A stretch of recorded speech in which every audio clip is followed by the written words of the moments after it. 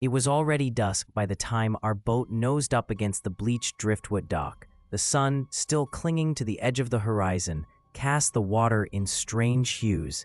Amber turned to wine, deepening into a darkness that felt heavier than the sea itself. I remember thinking, this is the kind of twilight that swallows things whole. Josue wouldn't kill the engine until we'd unloaded. He stood barefoot on the boat's deck, arms crossed, sweat glistening on his temple. His eyes stayed on the jungle beyond the shoreline, unblinking. "You have until the moon is full," he said. "Then I leave, whether you're aboard or not." Syra, our interpreter, rolled her eyes but said nothing. I thought he was being dramatic, superstitious. I'd been sent here by the CDC to investigate an outbreak of what was assumed to be a hemorrhagic fever. 3 volunteers from the last mission never reported back. They probably just went off the grid. That's what we told ourselves. The dock groaned under our weight as we stepped off, medical kits slung over our shoulders. A thin woman approached from the tree line. Her skin was pale in the dying light. Her lips split and scabbed, but her eyes gleamed with intelligence. She said her name was Marie. She smiled warmly. She never blinked once. The village wasn't large, maybe 24 huts in a loose half-moon along the inland trail. Chickens wandered aimlessly. The air was thick with salt, and something fainter beneath it, like old milk and overripe fruit, tinged with something acidic. Children watched from doorways, their faces still. Not one of them made a sound. I set up my equipment in a raised hut they'd cleared for us. The bed was made with woven reed mats, clean, surprisingly so, but there were no mirrors anywhere, not even a shard of glass. Syra unpacked the vaccines.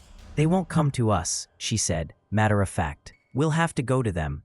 "How do you know?" "Because they already believe they're healed," she said. "Even the dead ones." I didn't ask her to elaborate. I should have. Night came fast. A tropical moon, bloated, yellow, low to the sea. Wind moved through the palm fronds, like sighs from somewhere deep inside the island's lungs. I couldn't sleep, not because of the heat or the insects whining at the netting around my cot. It was the noise. At first, I thought it was singing.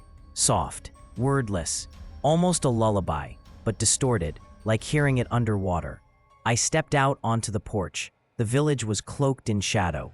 In the trees beyond, flickers of movement, too smooth to be wind. There was a beat to the sound now, a wet, rhythmic clicking. Behind me, Syra whispered, "They're feeding them." I turned. She stood at the edge of the porch, barefoot, arms wrapped around herself. "Feeding who?" She looked at me like I was stupid. "The ones who didn't leave their bodies." She said it without a trace of irony, as if I should have known. The next morning, I met a boy named Tombo, maybe 10, thin as bone. He clung to his mother's skirts as I examined him. His gums were gray, his eyes yellowed and bloodshot. Coughing fits so violent I thought he'd snap a rib. When I asked his mother how long he'd been like this, she smiled. "He's sleeping it off," she said in Creole. "Sleeping?" I said. "His lungs are filling with fluid." She touched the boy's hair, eyes blank. "He's already gone, just hasn't noticed yet." We returned an hour later with antibiotics and water. The hut was empty. The mats had been stripped, the fire cold. No trace of the boy. His mother sat outside, grinding herbs, humming to herself. I asked about him. "Who?" she said. Syra didn't translate. I didn't need her to. That night, I locked the hut door. I triple-checked the windows. The singing was louder now, closer. A scratch came at the base of the wall, slow, deliberate, like someone dragging a finger along the wood grain. I didn't move. I barely breathed. Then, a whisper, clear, familiar. "Dr. Mercer, my name. Not mispronounced, not distorted, just spoken, like a memory. Come outside." My throat closed. My pulse thrummed in my ears. It was Tombo's voice. But no child speaks like that. Slow, syrupy, mouth too wide around each syllable. My hands curled into fists around the bedpost. Silence. Then, "Come outside, before I start chewing." I never told Sarah what I heard. I didn't have to. Her eyes said she heard it too, but she wouldn't talk about it. She burned sage at dawn, drew strange marks on the porch with ash and powdered bark. "We're not here to cure them," she said flatly. "We're here to replace them. That's why they called for doctors. You think they want us to die here?" "No," she said. "They want to keep us." The sky was the color of bruised bone when I followed the singing into the mangroves. It wasn't bravery. It wasn't even curiosity. It was exhaustion. After 5 nights of scraping my mind against the edges of sleep, too terrified to close my eyes, too tired not to, I wanted something concrete, something I could record, dissect, treat. I wanted this to be something I could fix with pills, injections, words. Instead, I found the woman they buried. She wasn't in a grave. There were no gravestones on Pelago Cay, only mounds of vines and grass that undulated like sleeping creatures beneath the soil. This mound, tucked beneath a banyan tree, twisted with offerings, ribbons, feathers, a half-melted crucifix, breathed. I'm not being metaphorical. I watched it swell and fall in time with the keening lullaby drifting from beneath the roots. I took a step closer. The mound sighed. A white eye opened between the vines. I ran. Syra didn't ask where I'd been. She was sitting cross-legged in the hut when I burst in, sharpening a fishbone with slow, measured strokes. The moment she saw my face, her hand stopped. "You saw her," she said. "I don't know what I saw. You saw her." I dropped my satchel. My knees felt like twigs about to snap. "She was alive, Syra." "No," she said. "She was remembered. That's not the same." She told me the story like a confession. A story passed down from her grandmother, who lived through the revolution, who saw too much blood to ever truly trust silence again. "They believe the dead can stay," Syra said, "if you don't speak their name in mourning, if you keep feeding them, if you let them forget they've died." I couldn't speak. "The village stopped burying them a generation ago," she continued. "Now they're a collection of shadows pretending to be a family. All it takes is one person grieving the wrong way, and the illusion falls apart." I thought of Tombeau. I tried to write his name in my journal, I said, and my hand froze. I couldn't spell it. "They don't let you," she whispered. I didn't sleep that night. The lullaby never stopped. It bled through the walls, slipped beneath the floorboards, wrapped around my ribs like hands under the mattress. But it wasn't the sound that kept me awake. It was the footsteps. They circled the hut at intervals, always soft, always deliberate. A drag, then a pause, then a breath against the boards. Sometimes they knocked, just once, like a reminder. "We know you're here." Once, I swear, someone said, "Come out before you smell yourself." At dawn, the village was already bustling. Fires burned, water was drawn, chickens slaughtered. No one looked tired. No one blinked too often. I walked to the central square, Syra beside me. My body felt like wet ash. My thoughts hung like seaweed in a tide pool, gray, bloated, fraying. Marie approached us, the same woman who'd greeted us on the dock. She looked better, healthier, cheeks flushed, her lips no longer cracked, but her eyes were darker now. Not in color, in depth, like staring down a well. "You've met our sleepers," she said pleasantly. "I've met the dead," I snapped, "and you're treating them like pets." Marie smiled. "No," she said, "we're treating them like family." That was the day we were invited to the feeding. They called it a celebration, a ritual, a communion. I called it what it was, a nightmare in daylight. They took us into the jungle, where the trees grew impossibly tall and close, roots curled like fingers, drinking from still pools stained with petals and blood. At the heart of it, a circle of bodies, 8 of them, sat slumped on carved stone seats. I recognized Tombeau, and the woman from the mound.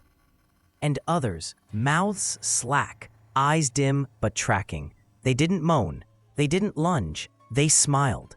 The villagers approached in pairs, carrying bowls filled with the black paste, thick, glossy, reeking of fermented herbs and something coppery beneath. They spooned it gently into each sleeper's mouth. The heads would twitch, necks creaking, throats convulsing as they swallowed. Not out of hunger, out of habit.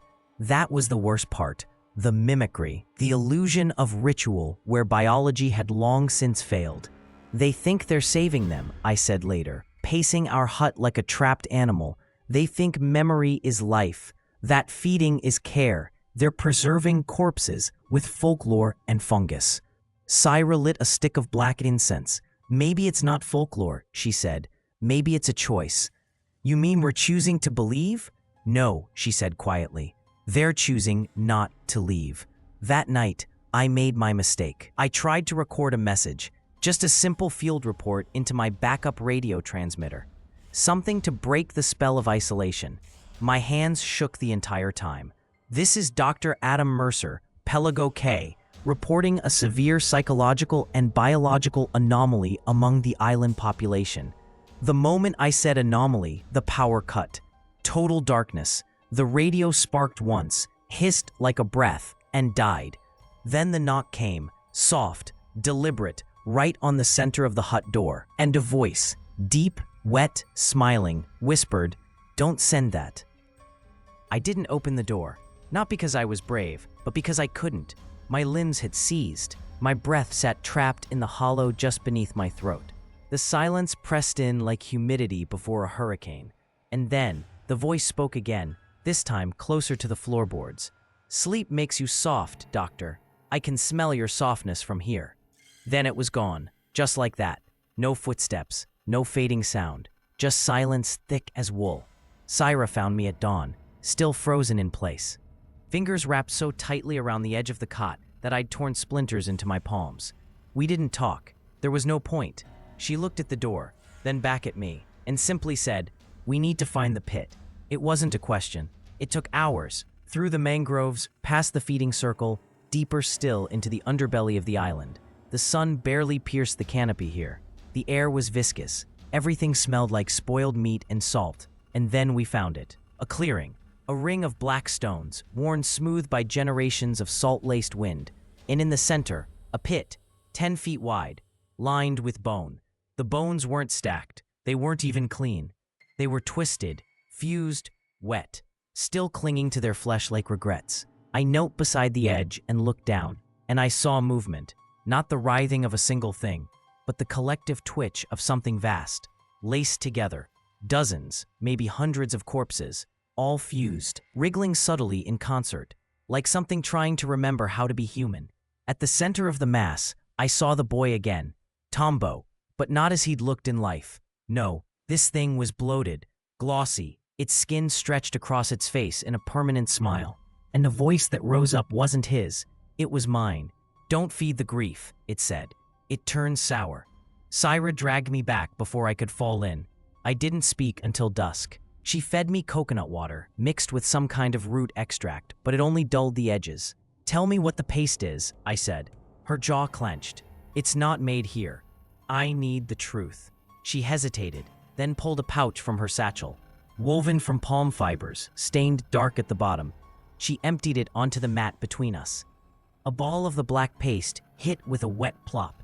She didn't speak for a while, just stared at it like it might open an eye.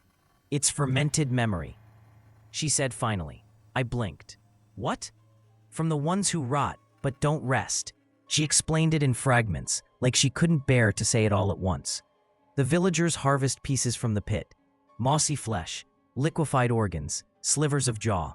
Then dry it, mix it with native herbs, and feed it to the sleepers. Why? Because the dead need a reason to stay. Because when you're forgotten, you die again. This time for good. And Pelago Cay doesn't let anything leave. Not bodies, not memories. Not even sorrow. "Why are we still alive?" I asked. Syra looked at me with something between pity and guilt. "Because we haven't been mourned yet." That night, I found my medical bag tampered with. Not rifled, rearranged. Each syringe precisely aligned. Each scalpel laid out in size order. My notes, rewritten in my own handwriting, but the pages were filled with phrases I never wrote. "We are all asleep, Adam. You fed one already. You've got it in your teeth." I ran to the basin, flossed, scrubbed, scraped. And there, between two molars, was a speck of black. My stomach turned to ice. I hadn't eaten anything but ration bars and coconuts for days. I confronted Marie at sunrise. She was waiting for me at the well, drawing water like any village elder. She looked refreshed, radiant, like someone who hadn't seen death in a long, long time. I threw the pouch at her feet. "What is this?" I shouted. "What did you feed me?" She crouched slowly, fingers brushing the pouch. She didn't answer right away. Instead, she looked up and said, "You grieved." "What?" "When the boy died, you felt it, and that's all it takes." I took a step back. "You made me part of it." "No," she said softly. "You did." That night, the knocking returned, but this time, it was behind me, inside the hut. I turned slowly, every cell in my body screaming, and I saw Sarah, not standing, not even moving. She was curled in the farthest corner, facing the wall. Her spine twitched, her breath wheezed. "Syra?" I whispered. Her voice came out flat, hollow. "I mourned my grandmother last night." And then she laughed, once, sharp, empty. The light never really returned after that. Not sunlight, not electricity, not even the kind of internal clarity that lets you distinguish dream from memory. The island had gone dim, as though some unseen switch had been flipped, and now it was Pelago Cay's turn to slumber while we wandered its bones like guilt-made flesh. Syra wouldn't speak after that night. She didn't eat, didn't move. She sat in the corner of our hut, spine crooked like wilted bamboo, fingers twitching around invisible threads.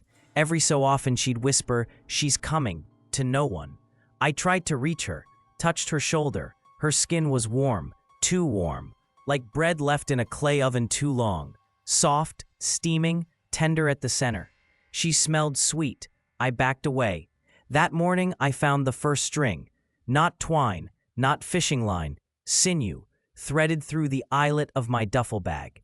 It led outside, coiling like a trail of hairless veins. I followed it, through the village, down the mangrove path, around the ring of feeders, past the circle of stones, and straight to the pit. But the pit was gone, filled in, covered, as though it had never been there. I spent the day searching. No villagers helped me. They smiled, offered boiled yams, patted my shoulder, but their eyes, they no longer blinked. Some didn't even move their mouths when they spoke. I realized something then. I hadn't seen a child in 3 days. I hadn't seen a dog, or a bird, or even an insect, only the living, and me, still breathing, but only because they hadn't mourned me yet.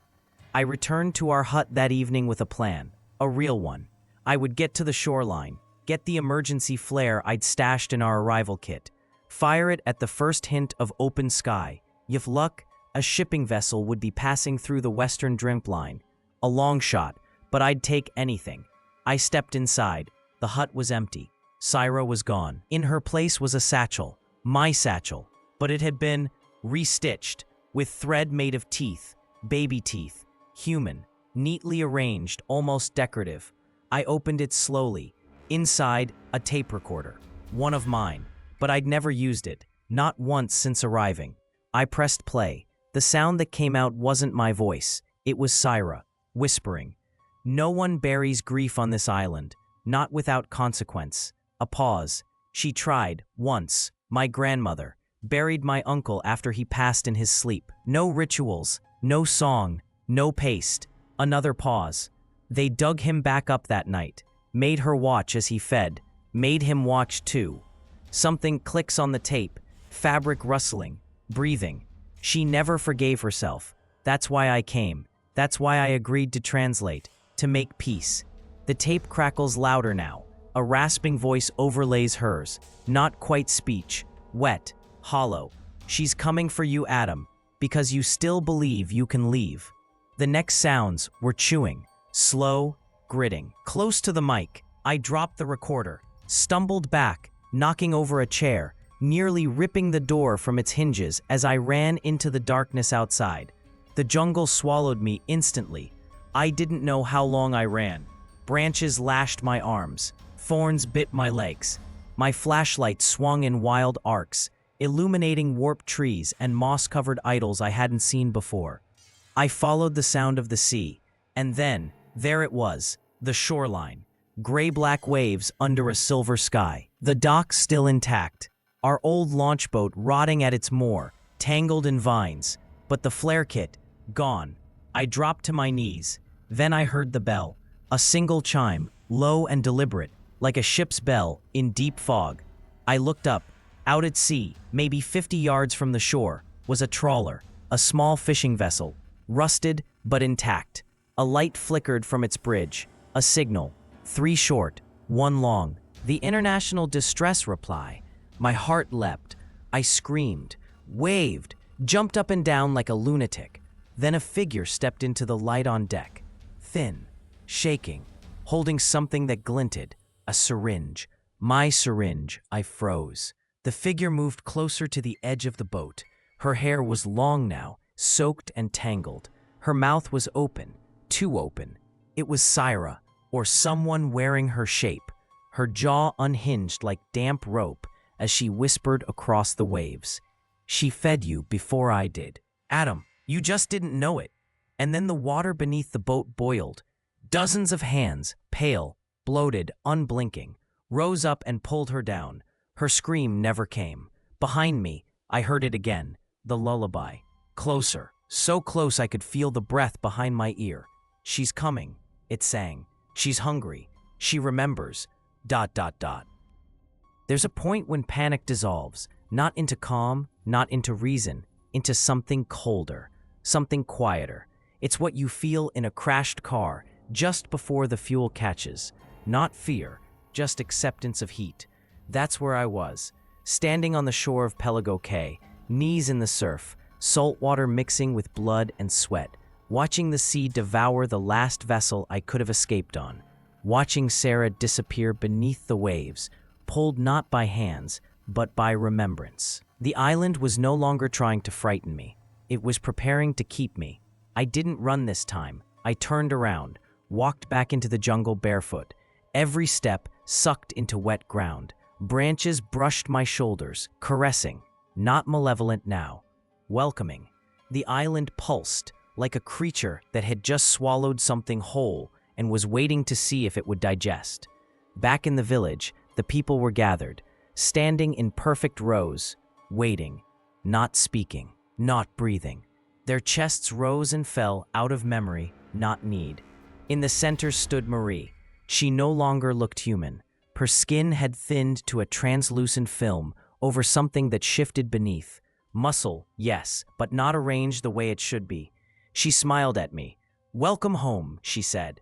I raised the flare gun I'd taken from the ruined trawler, the one they didn't see me pocket when I ran, pointed it not at the sky, but at her. "You want me to become one of you," I said. "Then remember this." She didn't flinch. She opened her mouth, wider than bone should allow, and Sarah's voice came out. "You can't burn memory, Adam." I fired. The explosion was small, insignificant by human standards, but the sound, that high, cracking whine, followed by a sudden whoosh of flame, broke something in the jungle's rhythm. The villagers screamed, not from pain, but from disruption. Their heads twitched violently. Some dropped to their knees.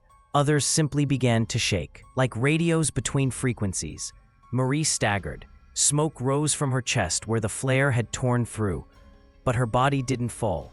It unraveled, hair first, then skin, then the long, ropey tendons underneath. All of it turning to ash that hummed as it drifted upward. That's when I ran, not away, into the pit. I found it again, exactly where I first saw it. Only now it pulsed like a wound, open, expectant. I leapt without hesitation. The fall was short. I landed not on earth, but on something alive. It writhed beneath me, 1,000 flesh memories squirming together. Eyes blinked from the walls, lips mouthed syllables in a dozen languages, and all of them said the same thing. "What do you want to forget?" I screamed my name, over and over. Dr. Adam Mercer. I screamed Sarah's name. I screamed the boy's name, Tombe, until my throat bled. I forced memory into the pit, not grief, truth, and the pit convulsed, writhing, screaming, burning from within. Memory is a virus, and I had just infected it with something new, accountability. It didn't kill the sleepers, it woke them. When I emerged from the pit, the sky had turned red. Villagers lay on the ground, not dead, but unconscious.